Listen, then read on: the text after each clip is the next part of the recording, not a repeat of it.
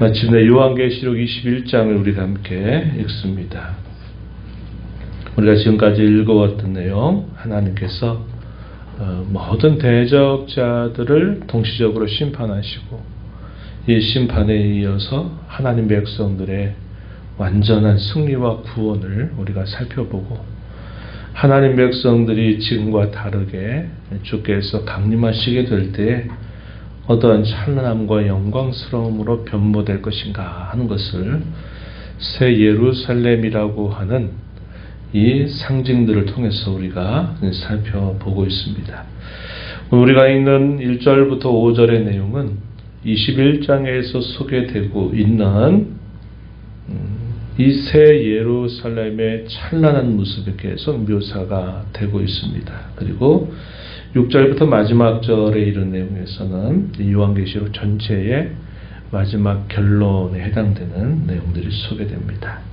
먼저 새 예루살렘에 대한 묘사들을 우리가 조금 더 살펴보면 1절부터 5절입니다. 거기 보면 생명수의 강이 하나님과 및 어린 양의 보호자로부터 흘러나와서 그것이 쭉 강을 이루도록 흘러가고 있는 모습이 묘사가 됩니다. 너무나도 맑아서 수정같이 맑다, 이렇게 묘사가 되어 있습니다. 이것이 하나님의 보호자로부터 나온다 하는 것은 하나님께서 베풀어 주실 담이 없는 그 하나님의 은혜, 그 은혜를 이렇게 표현해 주는 말로 우리가 이해할 수 있는 표현이 되겠습니다.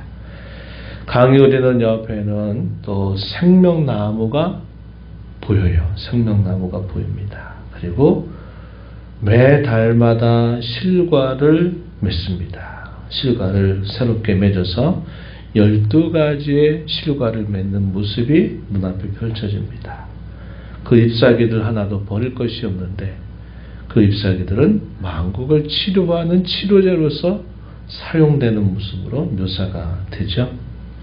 이 생명나무 하면 우리가 어디로 가장 먼저 우리의 시선이 옮겨집니까?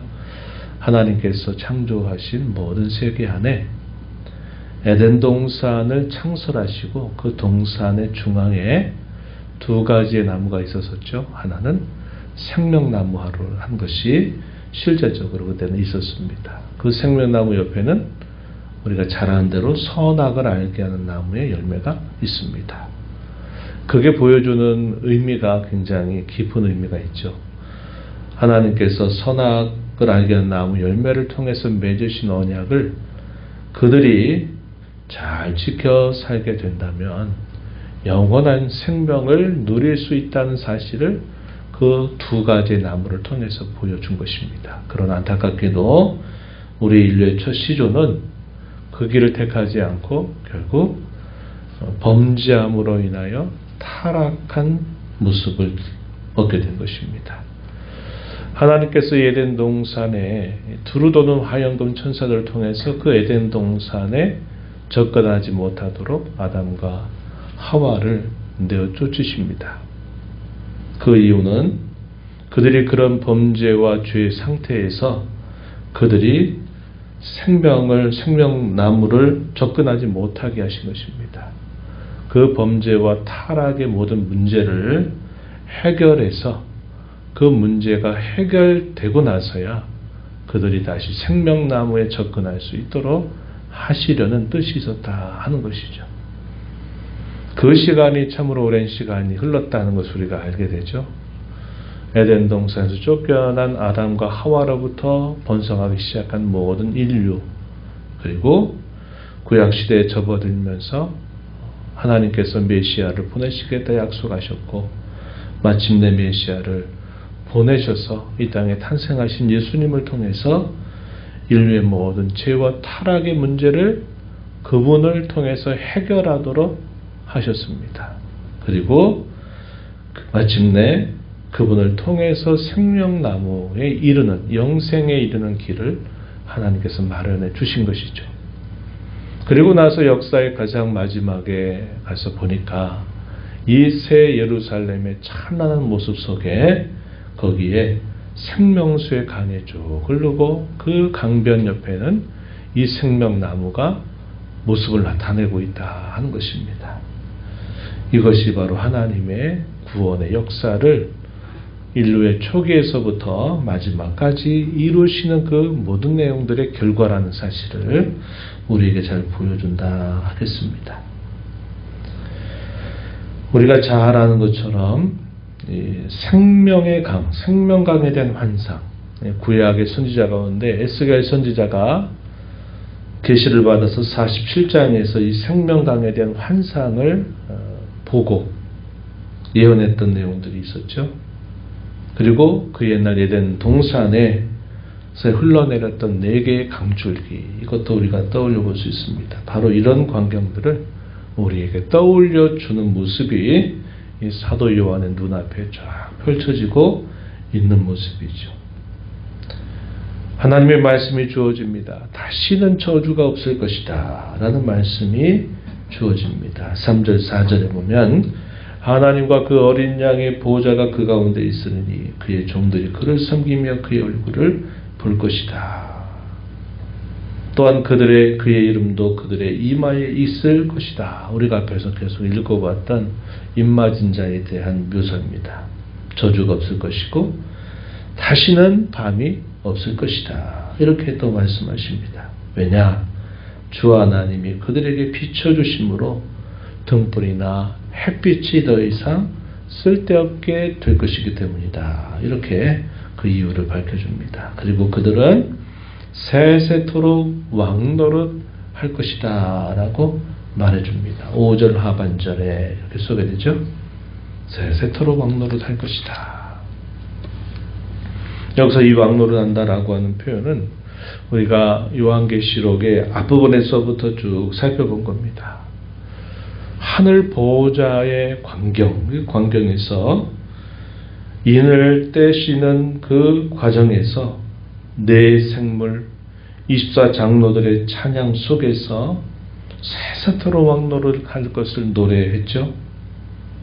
또 6번째 인을 떼고 난 다음에 삽입되고 있는 7장에 등장하는 임마전 14만 4천이 구원의 노래를 부르고 하면서도 역시 이 내용들을 찬송하는 모습이 소개되었습니다. 그래서 인류의 마지막에 하나님의 자녀들이 세세토록 하나님과 함께 왕노릇 하는 일이 이루어지게 될 것이다. 온전히 이루어지게 될 것이다. 하는 사실을 보여주고 있습니다.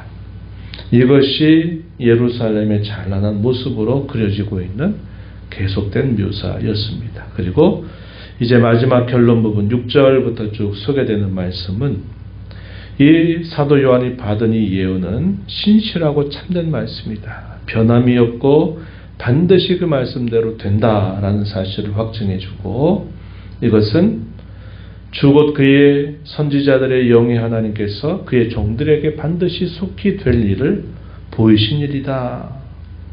반드시 속히 될 일이다. 이렇게 묘사했습니다. 주께서 속히 오실 것이기 때문에 이 두루마리의 예언의 말씀을 지키는 자가 복되다라고 이렇게 선언됩니다. 이러한 모습을 보고 이러한 말씀을 듣게 된 이 사도 요한이 얼마나 그의 심령 속에 감격과 벅차오르는 즐거움을 가지고 이런 말씀을 전해주는 역시 천사를 향해서 그 앞에 엎드려 경배하려고 하는 태도를 보이자 나는 함께 종된 자이니 나에게 경배하지 말고 오직 경배는 하나님께만 드려라. 이렇게 또다시 이야기합니다. 우리가 앞에서도 이 표현을 한번 본 적이 있죠. 얼마나 감격스럽고 영광스러우면 저절로 그 말씀을 전해주는 천사에게 엎드려 경배하려고 했을 때 그때도 나에게 하지 말고 오직 하나님께만 경배해라. 그렇게 말했습니다. 여기서 또다시 이런 모습이 반복되는 것이죠. 그러면서 오직 하나님만이 유일한 경배의 대상이 되시는데 그 하나님은 12절 13절에 보면 일한 대로 갚아주시는 분이다. 그리고 13절에서는 알파와 오메가 헬라어의 첫 시작 알파벳 그리고 마지막 알파 오메가 이렇게 끝납니다. 그걸 또다시 뭐라고 설명하냐면 처음과 마지막이다. 또 다르게 시작과 마침이다. 처음부터 모든 인류의 끝을 다 손에 쥐고 이끌어 가시는 그 하나님께만 오직 경배를 드려라. 이렇게 가르쳐주고 있습니다. 때가 가깝기 때문에 이 말씀을 임봉하지 말아라. 이렇게 부탁을 또 받게 됩니다.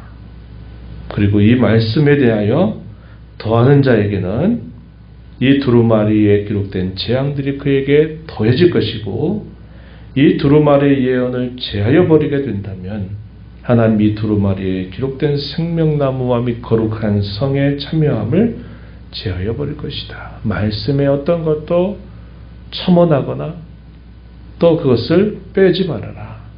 더하거나 빼지 말 것을 분명하게 말씀하면서 마지막에 내가 진실로 속히 올 것이다. 이렇게 말씀을 전해 듣자 이 사도 요한이 뭐라고 응답했습니까? 아멘 주 예수여 오시옵소서. 우리가 소위 말하는 마라나타의 자세를 통해서 주님의 오심을 손꼽아 기다리는 이 사도의 반응이 되면서 이 요한계시록이 마무리되고 있음을 보게 됩니다. 우리가 이 말씀을 보면서 하나님만이 모든 은혜의 근원이 되신다 하는 사실이고, 그 은혜를 통해서 저와 여러분의 장래가 찬란하고 영광스럽게 약속되어 있다 하는 사실로 인하여 우리는 늘 하나님께만 경배드리고 하나님께 모든 존귀와 영광을 돌려드리는 자가 되어야 하겠다는 것입니다. 또 주께서 속히 오신다라고 하는 이 말씀의 내용은 관계적으로 가깝다는 의미가 되기도 하지만 우리가 살고 있는 지금 이때는 더더욱 시간적으로도 가까운 때를 살고 있는 것입니다. 그렇기 때문에 마라나타로 응답하였던 이 사도 요한처럼 주님의 오심이 더 가까이 다가왔다고 하는 사실들을 기억하면서 주님의 오심을 기다리며 준비하는 자로 살아가는 저와 여러분이 되어야겠다는 것입니다. 어떤 삶을 살아가는 것일까요? 우리가 이 계시록 22장 마지막 부분에서 두 가지 모습을 통하여 확인할 수 있습니다. 하나는 뭐냐? 11절 말씀을 한번 보세요. 11절 말씀을 보면 이렇게 말씀합니다. 불의를 행하는 자는 그대로 불의를 행하고, 더러운 자는 그대로 더럽고, 의로운 자는 그대로 의를 행하고, 거룩한 자는 그대로 거룩하게 하라. 이런 말씀을 주시죠. 이게 무슨 말씀이에요? 불의를 행하는 자는 그대로 불의를 행하고, 더러운 자는 그대로 더러울 것이다. 그러나 의로운 자는 그대로 의를 행하고, 거룩한 자는 그대로 거룩하게 하여라. 하나님의 은혜로 말미암아 두 갈래 인생길로 갈라진 사람은 주께서 재림하시게 될 때까지 마지막까지 자기의 신분대로 그대로 살 것이다 하는 사실을 보여주는 겁니다. 세상이 아무리 흉흉하고 세상이 아무리 혼란스럽고 세상이 아무리 악해져 간다 하더라도 우리 믿는 성도들은 하나님께서 우리를 의롭다 하신 그 은혜에 힘입어서 의롭게 사는 삶을 누가 뭐라고 하든지 우리는 그대로 그 길을 걸어갈 자들이다 하는 사실을 우리에게 보여주는 겁니다. 하나님의 은혜로 구별되어 거룩한 자가 되었다면 우리는 그대로 거룩한 자로 끝까지 살아갈 것이다. 이게 성도가 살아가는 길이다 하는 사실을 우리에게 확실하게 알려주고 있다는 것입니다. 14절로 가서 보세요. 또 이렇게 말합니다. 자기 두루마기를 빠는 자들이 복이 있다. 이는 그들의 생명나무에 나아가며 문들을 통하여 성에 들어갈 권세를 받으려 함이로다. 두루마리를 빤다는 게 뭘까요? 이 현재 시제로 사용되고 있습니다. 우리의 행실들을 끊임없이 돌아보아서 우리가 그리스도의 공로로 말미암아 늘 깨끗하고 정결한 삶을 살도록 늘 회개하고 돌이키는 삶을 살아야 됨을 우리에게 잘 가르쳐주고 있는 말씀의 내용이죠. 우리 성도는 주의 재림을 준비하는 삶이 이런 자로 살아야 됨을 가르쳐주고 있습니다. 저와 여러분을 부르셔서 거룩한 자로 삼아주신 그 은혜를 따라 구별된 자로 거룩하게 살아가는 일을 끝까지 우리가 가야 할 길을 걸어가겠노라. 우리가 걸어가면서 때로 흔들리고 때로 주저앉고 뒤로 돌아설 것처럼 보이는 그런 상황들이 있을 때마다 마치 우리가 입었던 옷을 매일매일 빤 것처럼 우리의 잘못된 행실들을 회개하고 돌이키는 삶을 계속할 것이다. 이것이 주의 재림을 기다리는 마라나타의 신앙이다 하는 사실을 배울 수 있습니다. 오늘도 이런 소망을 저와 여러분의 가슴에 품고 이 삶으로 부르신 하나님의 은혜에 합당하게 살도록 또 기도하고 서로 격려하고 또 힘써 살아가는 저와 여러분이 되기를 바랍니다. 하나님 아버지 감사합니다. 지난 오랜 시간 동안 새해를 시작하면서 요한계시록의 말씀을 새벽마다 한 장씩 읽게 하시고 그 말씀을 통해서 하나님이 장래하실 일들이 무엇인가를 친히 저희에게 보여주시고 또 그런 하나님이 행하시는 모든 일의 가장 아름다운 그 끝자락에 저희들을 그 자리에 참여할 자로 삼아주신 하나님의 은혜를 인하여 참 감사드리옵나이다. 저희에게 주시는 늘 위로와 참된 소망을 저희 가슴에 품고 이 땅의 가장 마지막 순간순간들을 주님과 함께 또 저희의 삶을 잘 감당하며 살도록 인도해 주시기를 바랍니다. 사탄이 모든 세력과 모든 힘들을 동원해서 어찌하든지 그리스도에게서 끊어지게 하려고 하는 온갖 시도가 있을지라도 늘 그리스도에게 부착하며 주님을 바라보고 신뢰하고 의지하는 삶을 살아가게 하시고 주께서 승리하신 것처럼 저희도 승리의 삶을 늘 살아가게 하시고 특별히 주께서 다시 오신다 하신 이 말씀을 기억하며 마라나타의 신앙으로 살게 하시되 저희를 부르신 그 거룩한 부름에 합당하게 끝까지 그 길을 우직하게 걸어가는 저희의 삶이 되도록 주여 인도하여 주옵소서. 은혜의 보호자 앞에 나와서 아버지의 은혜를 구하는 모든 심령들의 간구를 귀 기울이시고 응답해 주시길 바라며 예수님 이름으로 기도하옵나이다. 아멘.